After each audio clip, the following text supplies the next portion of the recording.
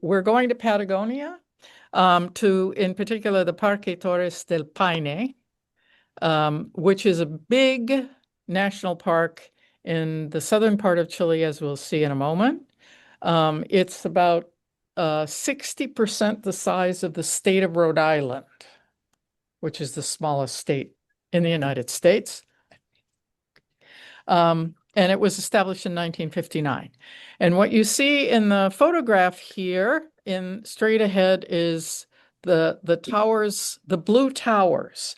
When I first heard about this, I thought that Paine must be the name of some guy like Thomas Paine, but it turns out that's not it. It refers to the bluish color. And there are lots of different bluish colors, as we will see in this trip. And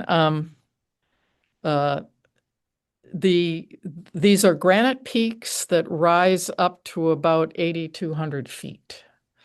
And as you'll see, there are lots of lakes and waterfalls and places that you could go walking. And a lot of younger people go and walk, trek for days and days. I didn't do that. The trip came about actually because we were trying to get the Chilean government to sign some paperwork giving us permission to build the telescope that I've been working on. But at the last minute, instead of having meetings with two different agencies on successive days, they decided that we should have meetings a week apart. So we didn't have anything to do in the intervening period. And so we said, well, let's go hike. Now, we did know this a few weeks in advance, so we could make reservations and bring our hiking boots instead of our dress shoes. Anyway, so yeah. In painting, there's a pigment called Payne's Gray. I never got the connection. Maybe it's something related to this. It's the bluish color of the granite peaks as well as the surrounding glaciers. Anyway, so where is it? So here are various maps. You can see on the left-hand side, there's a map of Chile on the left and Argentina in the gray on the right at the bottom of South America. And the area that's called Patagonia is actually both Chilean and Argentine sides. It's the area outlined in red. Then where we're actually going is if we zoom in on this, you see at the bottom there is Tierra del Fuego, which is sort of divided between Chile and Argentina. And we fly into the city of Punta Arenas, and then we drive up to a place called Punta Natales, which is where there was at that time, probably not true today, but at that time, the last gas station. And then you drive up to the park. So this is just reminding a little zoom in on Punta Arenas. It's on what's called the Strait of Magellan. It is at minus 51 degrees south latitude. We're at 42 degrees north. This is 51 degrees south, which means in December, on December 13th, which is the day we took the big hike, the sun rose at 5:30 a.m. and set at 10 p.m. So you have a lot of time, which turns out to have been a very good thing. It's also interesting to note that, as we will see, there are a lot of sheep. On the Argentine side, the economy is based on sheep farming and the extraction of oil and gas. Whereas on the Chilean side, the sheep farming has largely disappeared, although, as you will see, not completely. And the economy is actually dominated by fishing, salmon, agriculture, and tourism. Okay, so here we are. We're going to land in Punta Arenas, then go up to Puerto Natales, and then we're going to drive from Puerto Natales up to the Parque. Okay, so here's Punta Arenas. Immediately you realize that this is one of these places where it's cloudy and rainy all the time. So you will see some clouds, except on the day that we did the trek, which is why we almost died. But we'll come to that. Okay. There are many flights to Punta Arenas from Santiago. They take about 2.5, 3 hours to get there.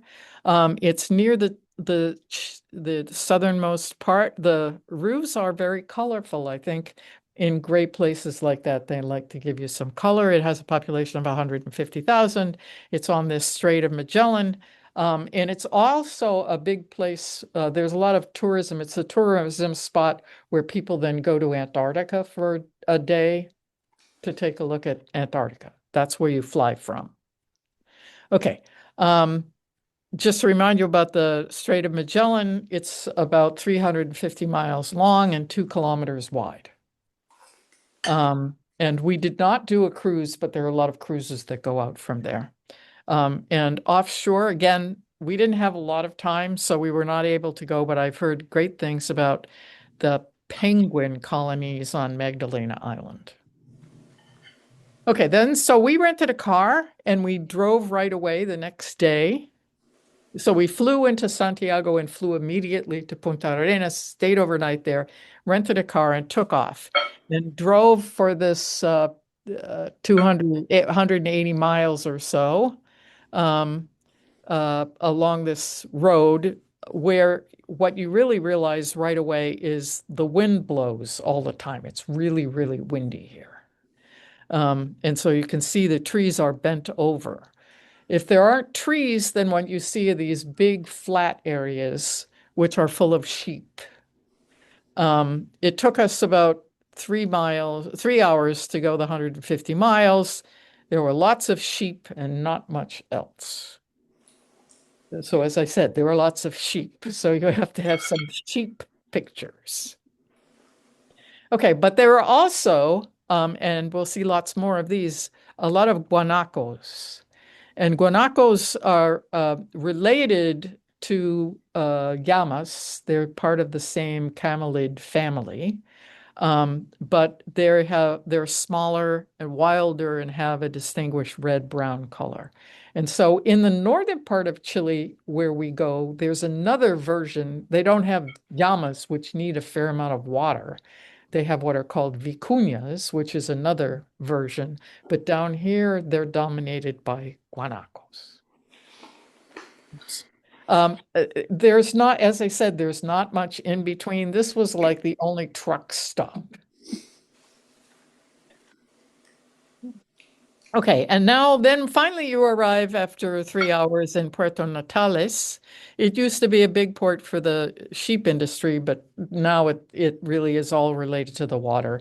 And it has a population of about 18,500. Its big thing is tourism. And so I just put this little map out which shows it's inland, but there are lots and lots of cruises that go out for 1, 2, or 3 days and wander around the fjords. And so you can see a cruise boat in this picture. Okay, so we stopped for lunch in Puerto Natales. And remember, the days are very long here. So if you don't have much time, you are able to get up early in the morning and get on the move and have lunch.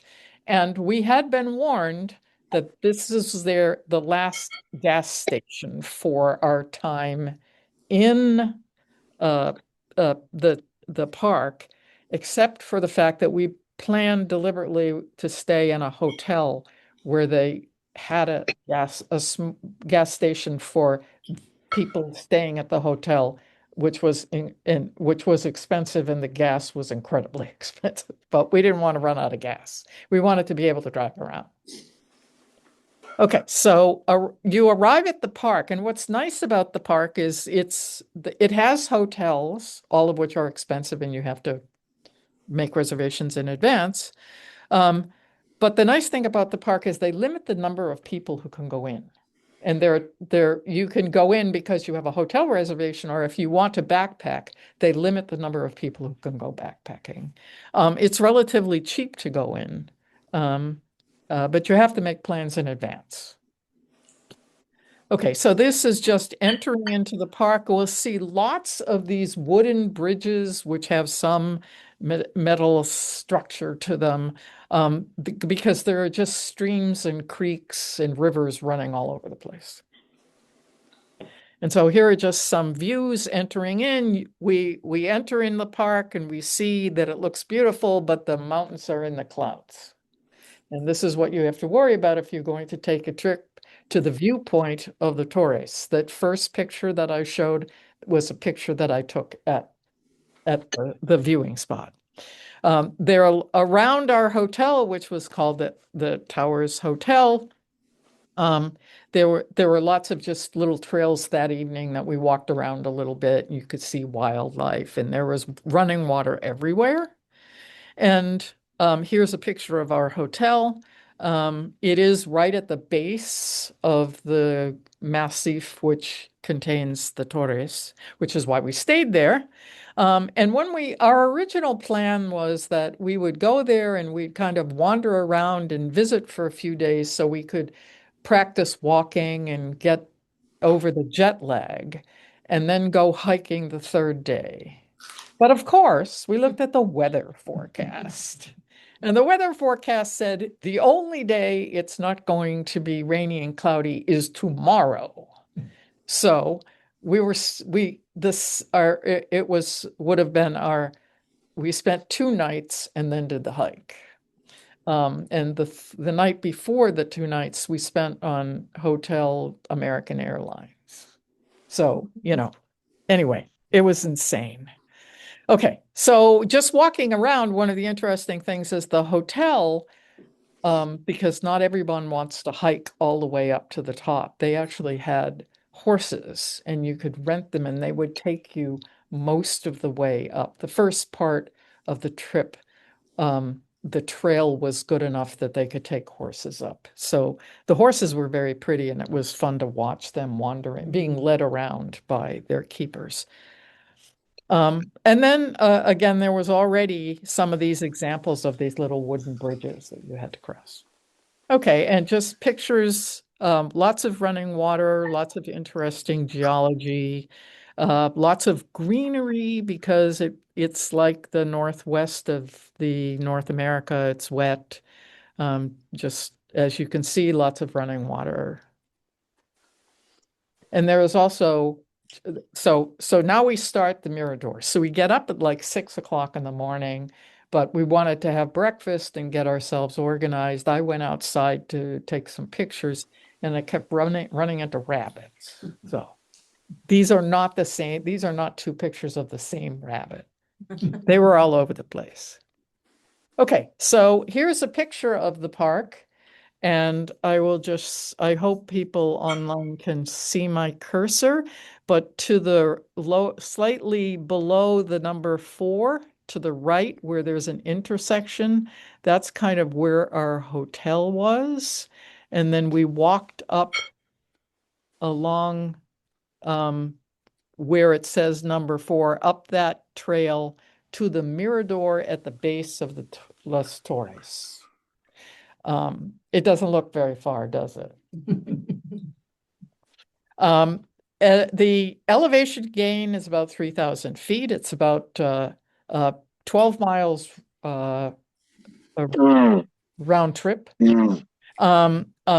The claimed time was 2.5 hours to the refuge that they had. Then you walk along the trail through wooded area to where you come to a region where you're crossing over boulders. And they claimed it was 1.5 hours to the moraine, and the final moraine scramble was 45 minutes. Well, it took us 90 minutes to do, and the whole trip for us was 12 hours up and down. And it was definitely faster down than up. Okay, so these are just pictures of the hike to the Mirador. You can just see the walking trails are well maintained and they're good, and you get to walk along the edges of the rivers. You can see people on the trail here, so it goes on and on and on. Again, you can see people in this picture walking up here. And we did come across at one point some of the horses. But we never really felt that we wanted to be on those horses until we were very close to the top. And then we probably said we wish we had done those horses first. Anyway, it was beautiful. Looking back, you see the snow-covered mountains, you see all these lakes, it was flowering because it was the summertime for them. There's Ricardo wandering and about to walk across a stream. Um, and the stream bed and another wooden bridge. You kept crossing from one side to another as you went upriver.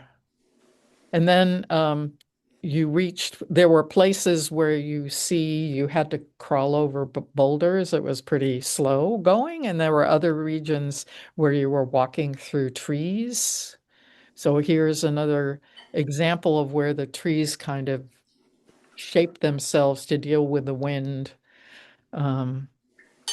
And now you come up to the moraine at the end and you're climbing up and you're dying at this point.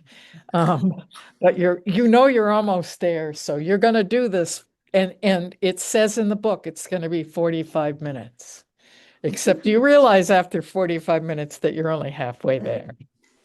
It was tough. But then you arrive. And it was absolutely worth it. It was a gorgeous day. We were really, really lucky.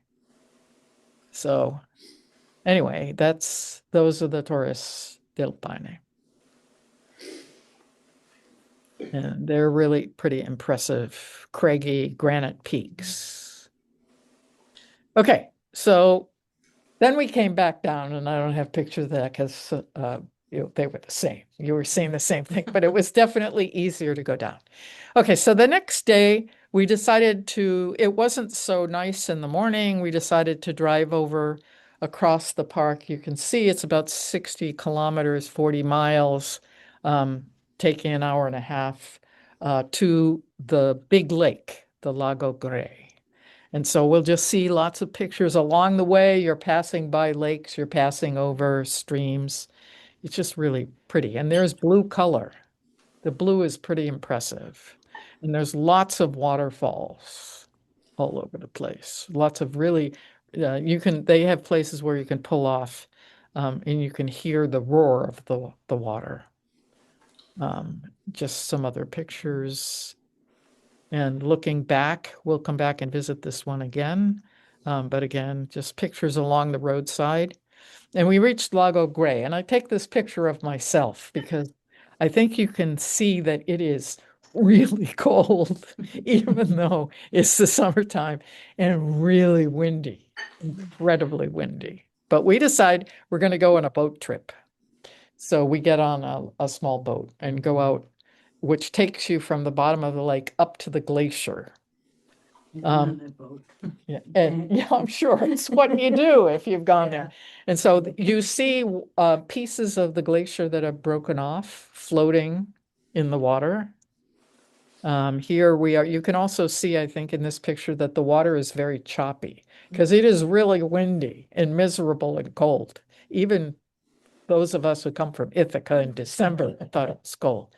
And then you come to this large glacier at the top of the lake.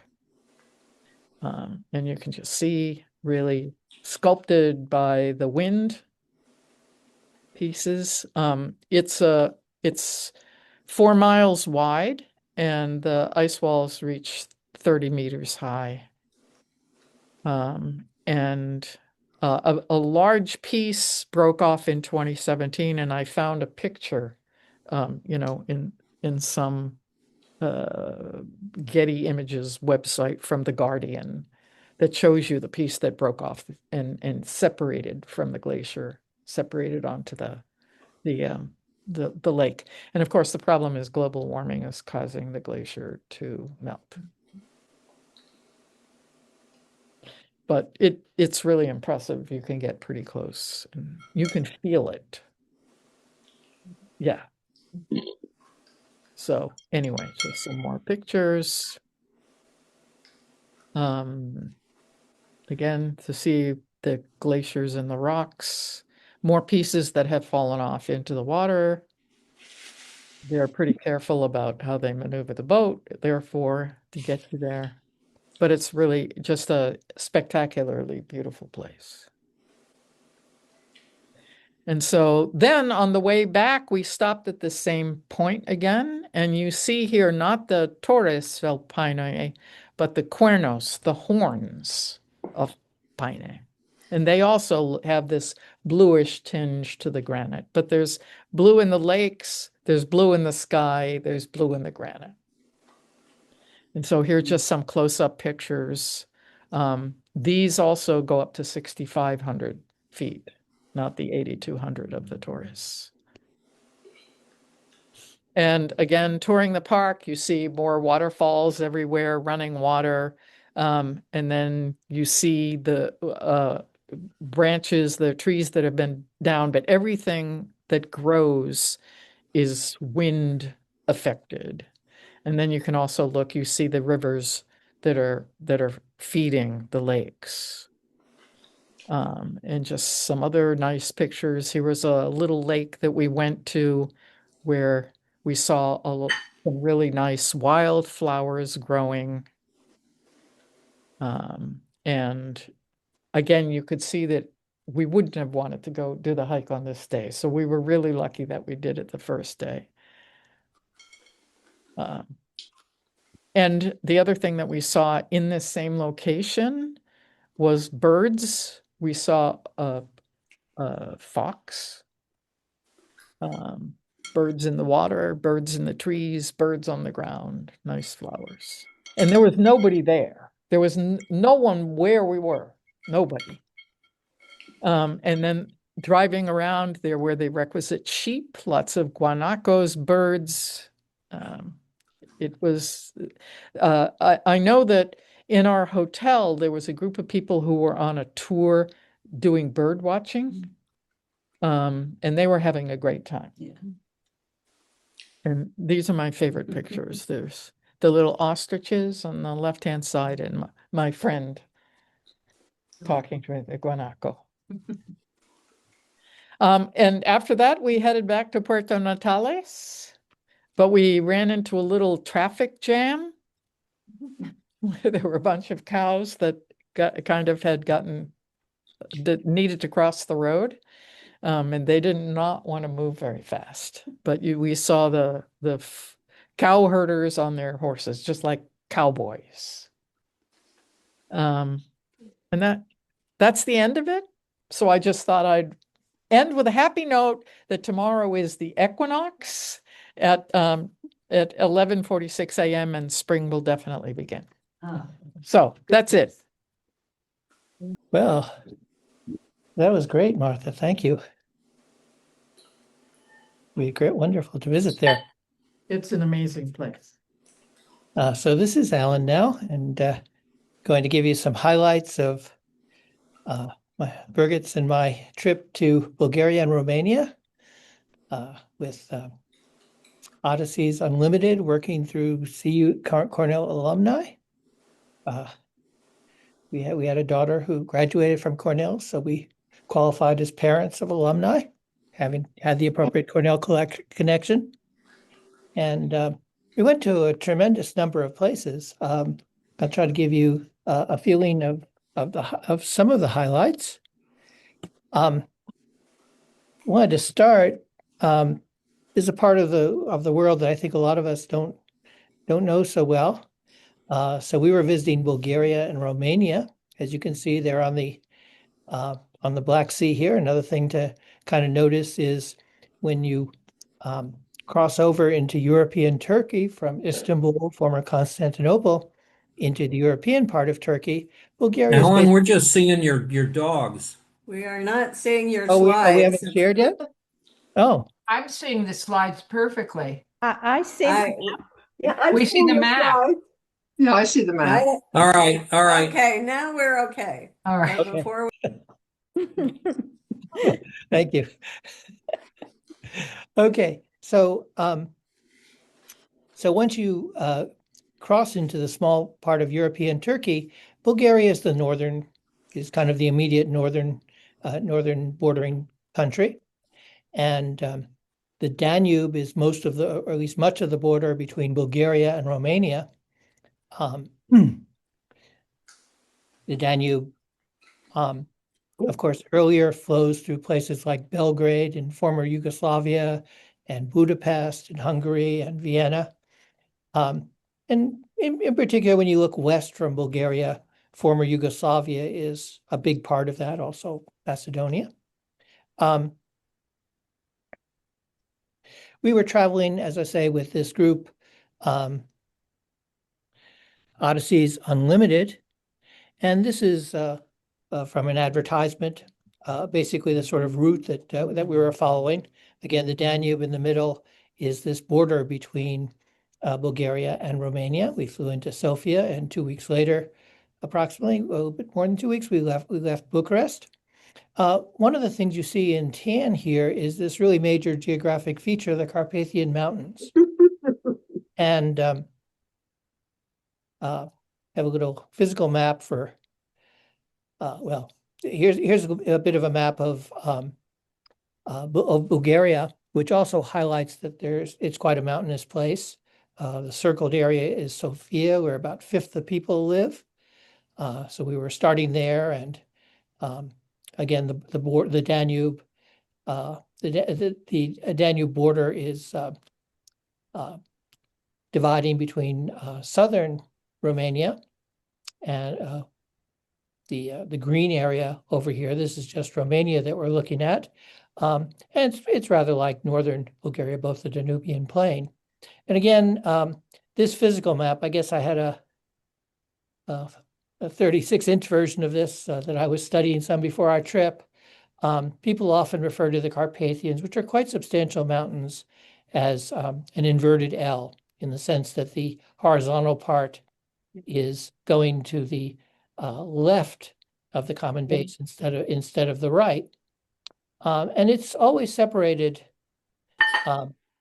Romania really into three pieces, which I guess if I center my slide a little bit better, these are the three pieces. Do I need to shrink it a little more, maybe? Well, maybe a little too much. Oh, I see. You're probably seeing the bottom. Okay, I just have some controls blocking it. So the area south of the Carpathians is the part that is, was traditionally really known as Romania, and Wallachia is the particular name for it. That's where Bucharest is, for example, the capital. To the top left of the Carpathians, very large area, is Transylvania, and this was usually associated with Hungary, actually. And to the right, we have Moldova. The right half of it is a former, now an independent country, a former republic of the former Soviet Union. And there's also a Moldovan piece that is in Bulgaria, in modern Bulgaria. This is the only slide that I have that is just text. But for me, actually, one of the joys was making some peace with what Bulgarian history was like. The Thracians, Thrace always seemed very mysterious to me. Herodotus, I think, is one of the earliest references to it. Apparently, Thracian means something like non-Greek. But they were really a very advanced civilization, both agricultural and metalworking, and also some great horsemen. They just didn't have the same sort of language that the Romans had for sort of writing things down and preserving things. Then there was a period as a Roman province, starting around the 2nd century BC. And of course, being so close to Constantinople, when the Roman Empire kind of divided into an eastern and western part, this was very much, core Eastern Roman Empire area, particularly Bulgaria. Around 700, some people from the east, the Bulgars. There was another branch of them, the so-called Volgan Bulgars. But they established a great Bulgaria that encompassed these two countries and quite a bit else to the east and the west. There was a famous conversion to Christianity in 864. That empire kind of was fell to the Byzantines, still Christian, around the turn of the first millennium. After a couple hundred years, there was a second Bulgar Empire, and then a long 500 years from the late 14th century to almost the end of the 19th century when it was an Ottoman province. As Turkey started to weaken, there was a national revival movement, a big cultural thing. But the decisive liberation of Bulgaria was 1877, the Russo-Turkish War. Something like 200,000 Russians lost their lives. And there was always a lot of gratitude in Bulgaria for that. So we went to a lot of churches. One of the early ones that we visited is this Ryla Monastery.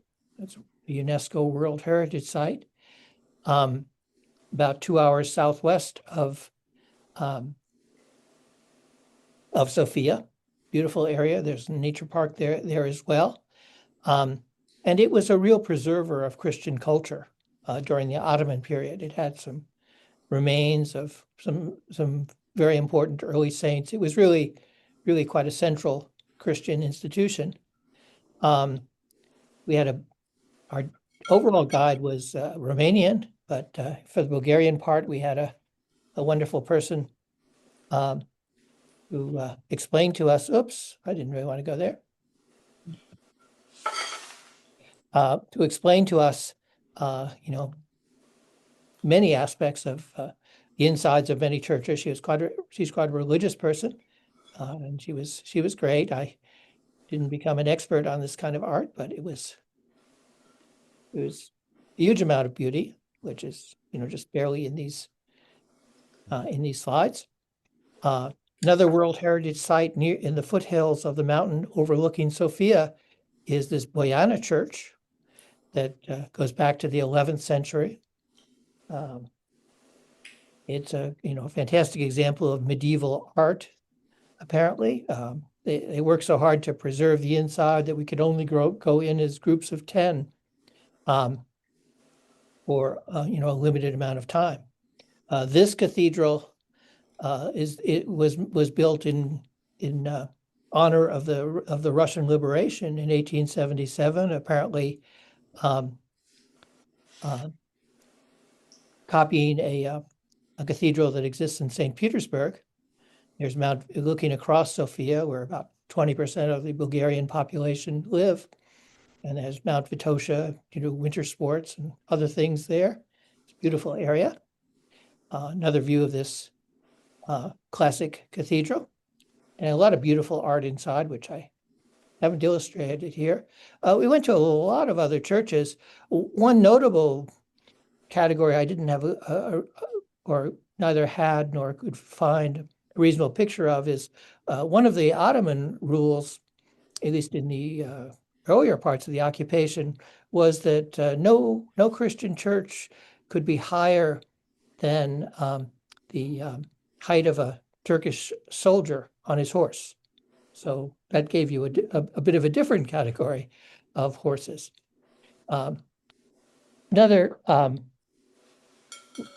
Another famous place we visited was Plovdiv, a city of 7 hills.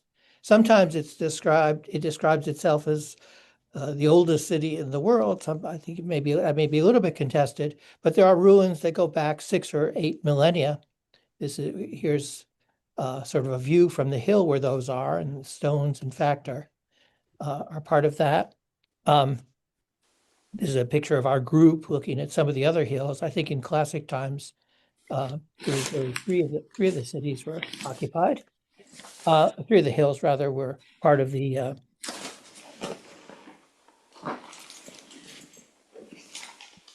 original city. Oops, probably I should shrink it a little bit. Here's a Roman theater. It's now a working theater in Plovdiv. It was discovered in a street excavation in 1972. But it's a beautiful place. You can wander around. Another remarkable Roman artifact, a lot of Roman artifacts, is this stadium that most of it is actually buried under a pedestrian walking area. There are a lot of beautiful walking areas. And here, this is just one edge of the stadium.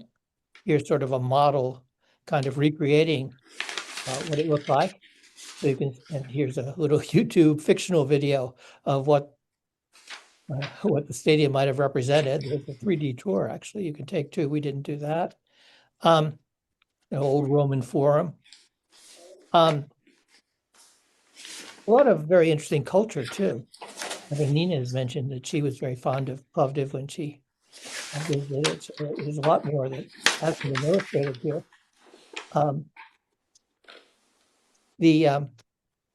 Another place that we visited that was a very important city was Varna.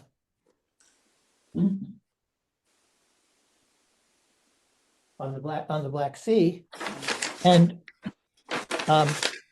in the Archaeological Museum, there's this. Alan, oh, never mind. I was going to ask Nancy to mute, but she did. Thank you. Thanks. Thank you, Anne. So this is sometimes described as the oldest gold treasure and jewelry in the world. The Thracians were, well, this is actually a little bit pre-Thracian civilization. The Varna necropolis was found, I think it was also in the 1970s, and something like 294 graves. And this is one spectacular one. Things like this. Here we have some things like a gold jewelry on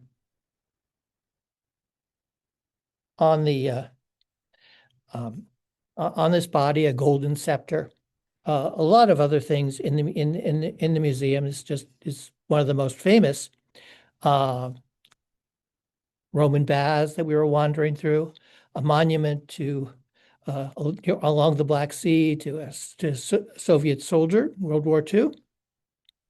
On the way out of Bulgaria, we visited a few other sites. This is another World Heritage Site, a Thracian burial mound from about 300 BC. Just discovered in, I think it was 1982. They just built a climate-controlled enclosure around an already ceramic building. Didn't allow pictures inside. A lot of really beautiful and unique art inside.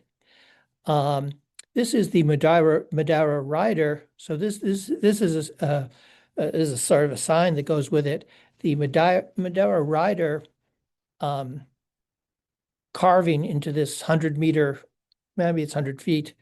I forget if it's 100 feet or 100-meter wall. I think we had to climb many hundreds of steps to get up here. So this was one of the holiest places in the early Bulgar Empire. It was a few decades after that, after the Bulgarian Empire, the Bulgarian state started. So sort of this period of Great Bulgar. And in general, here's a little map. We actually visited 5 of the 11 UNESCO World Heritage Sites in Bulgaria. And I kind of enjoyed getting a chance to slightly dip. I didn't truly swim in the Black Sea. I'd never been there before. Here's that inverted L of the Carpathians again. And we spent a lot of time working with the Transylvanian Saxons. Basically, the situation was that the Byzantines had taken over Bulgaria and much of Wallachia. Danube is not too much of a barrier there. Sort of around 1100. I mean, they started taking over a little bit earlier than that. And Transylvania at that time, like in much of history, was associated with Hungary. Hungarians didn't have a sense that the local people were really the right ones to defend this area, so they tried to entice people to come. And a huge number, Teutonic Knights, Saxons, eventually, regardless of their origin, They were referred to as the Transylvanian Saxons. So there was a huge emigration of people building fortified churches and houses and things of this sort in Transylvania, starting in about the 12th century, and it continued for many centuries beyond. Another group called the Zigeles, sort of like B's last name, were similarly doing the northern side of the Carpathians against forces from the east, from the Moldova direction. And so there's officially one UNESCO World Heritage Site is this line of about 7 such fortified churches. We went by some, visited one in great detail, but there are something like 150 fortified churches in in Transylvania. Birtan is a city that we explored a lot. I just have just a couple of pictures here of it, but we saw a great deal. We went in the churches, studied the art, things of that sort. Unfortunately, I can't really explain too much about that. Here's just a view of the walls. You can kind of see they're pretty massive. Clock tower. Clock tower was really a place where archers would be and fire downward in defense. The Alexander Nevsky Church was not sort of a defensible spot, but almost, the overwhelming number of churches that we did visit were of that nature. And I actually had meant to include a church that goes back to the time of Constantine back in Sofia, but it didn't quite make it into this file. Sighisoara is another of these villages that we Transylvanian Saxon villages that we actually, there's the view sort of from the fortress. Our hotel is actually 500 years old. And we actually were kind of at the extreme of it. We find that 500-year-old hotels, the Wi-Fi doesn't work quite perfectly. But aside from that, it was very nice. We were told that the basement actually goes older than that. I think this is probably a picture of the basement walls. I didn't find my own actually. And so we were told that was once a barracks for a certain Roman legion. I'm not entirely sure if that's true. Sighisoara is also the birthplace of the Vlad the Impaler, who's a famous, who's supposed to be the model for Count Dracula. I guess I'm running a little bit late here. Let me continue a little bit. This is a massive building started in the 1980s. It's the biggest civil administrative building in the world, largely unused. It was about 90% complete at the time that communism fell in 1989. But it was decided that finishing it, worth something like $4 billion, was better than dealing with its incomplete state. Has 8 levels, great nuclear bunker, and extremely ornate. These are some of the staircases inside. Again, a lot of it is just locked away, huge number of crystal chandeliers. This is one of the parliamentary halls, so the Romanian parliament meets there now. Throughout our trip, we saw a lot of old communist architecture. We refer to as communist blocks. Here's just sort of a sample. Romania had really saving up its resources to trade with the West. They were really worried about maybe being assassinated by the Russians for being too friendly with the West, but they kind of inspired people to live in really cramped quarters, and perhaps that's part of the contributing reason that that Ceausescu was eventually executed after he left office. We actually heard about the revolution from a person who was there. He was actually this person on the right. Person on the left is our guide, great guide, Stefan, and the person on the right was actually at Revolution Square in 1989. Is actually wounded. kind of interesting story, but I think maybe for reasons of time, I probably shouldn't try to get into that right now. There's sort of the Revolution Square with a monument in the center. One of the places we visited quite a number of special places. This one is the surviving Jewish synagogue in Bucharest. And there were something like 800,000 Jews. There's the front of it. This person on the right is the caretaker. There were something like 800,000 Jews in Romania before World War II. About 400,000 survived. Ones in the south, for the most part, did survive. The ones in the north were mostly wiped out. I think I was the only Jewish person among our group, and my grandfather left well before World War II. In fact, just after World War I, a city is essentially at the Sighet, at the tip of northern Transylvania. But this is a well-known place. So this person was explaining about leftover Jewish culture there too. Wiesel, for example, comes from that city. In any case, there are only about 1,000, I believe about 1,000 Jewish people living sort of near Bucharest. To have a service, you need 10 men. So this is a little working synagogue where they actually continue to worship. There's kind of a fuller view of that little room. We had a very interesting visit to a Roma family talking about their culture. They became specialized in some areas like body repair on cars in the modern day. Almost at the end of the slides here. This is a view from Bran Castle of this wall here that is actually commanding, well, not really or at least it's the remnant of a wall located on one of the passes from Wallachia through the Carpathians into Transylvania. There are only a couple of them. So this was a serious defensive point for a very long time. Bran Castle is nominally viewed as the home of Dracula, and we were visiting it the day before Halloween. So it was really dressed up that way.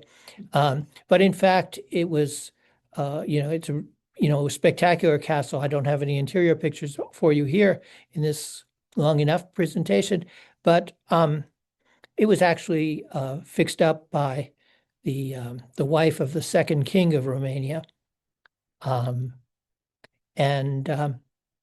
There was, just a tremendous amount of interesting things inside. My great regret on the trip was I found the perfect stand for adding to my wife's wonderful mask collection. But unfortunately, I got held up by this idea that we didn't want to increase our luggage, and have struggled to try to find a place in America to get these, and even at a higher price. And a little selfie of me with Bran Castle behind. And this is our last slide here. It's my wife and I, Birgit and I, sitting in the National Village Museum. Pretty amazing place in Bucharest. The King Carol II in the 1930s thought it'd be really nice if every part of Romania could send some representatives of how people ordinarily lived there. So it's a wonderful area where you can wander around and see all kinds of architecture. Some of them brought their cows and stuff like that, which didn't work so perfectly in an urban setting. But it continues to, we didn't see a lot of cows while we were there, but it was I think there are about 140 different exhibits here. Behind us, you kind of see one house. But it was a wonderful trip, and I think that my pictures pictures I've shown here, many of them borrowed from the internet, don't really do justice to all the beautiful things that we saw, but perhaps it gives you some flavor of what things are like. So thank you.